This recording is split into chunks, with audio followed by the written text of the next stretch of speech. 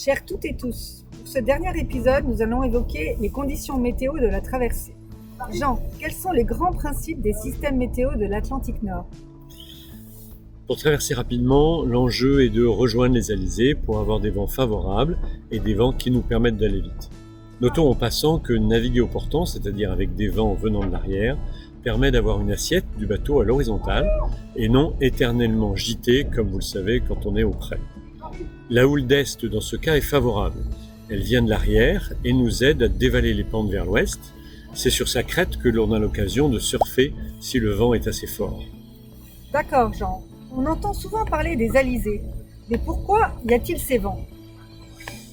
Le phénomène de fond, c'est la présence d'un anticyclone dans l'Atlantique Nord qui génère des vents d'ouest au nord de l'anticyclone et des vents d'est au sud de l'anticyclone, c'est-à-dire à proximité des tropiques et de l'équateur. C'est pour cela que pour nous, il faut descendre dans le sud pour les trouver.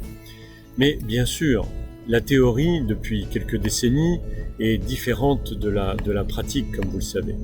Elle est souvent remise en question. Normalement, les dépressions atlantiques viennent de l'ouest vers l'est et passent au-dessus des phénomènes d'anticyclone, plutôt centrés sur les Açores.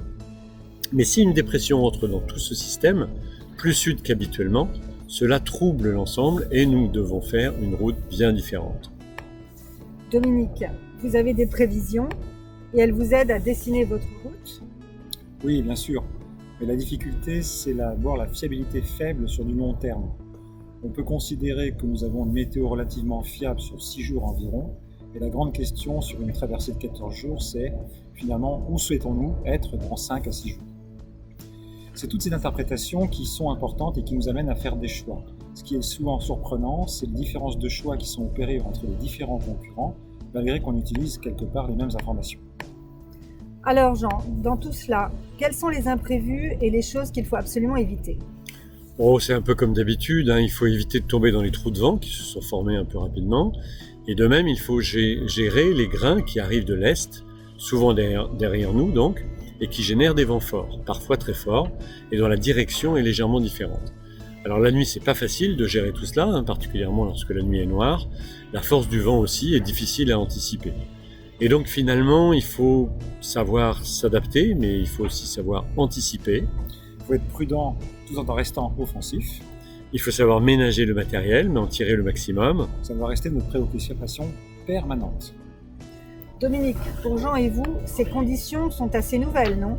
C'est clair, nous sommes conscients que nous n'avons jamais navigué aussi sud. La mer et le large nous ont appris depuis longtemps à nous adapter, mais on découvrira certainement des phénomènes et des situations un peu nouvelles pour nous.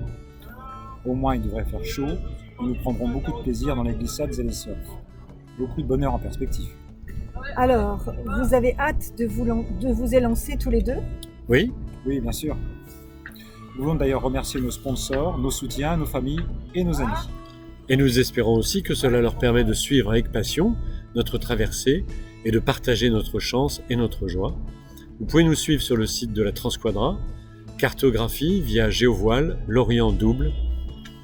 Merci et à très bientôt.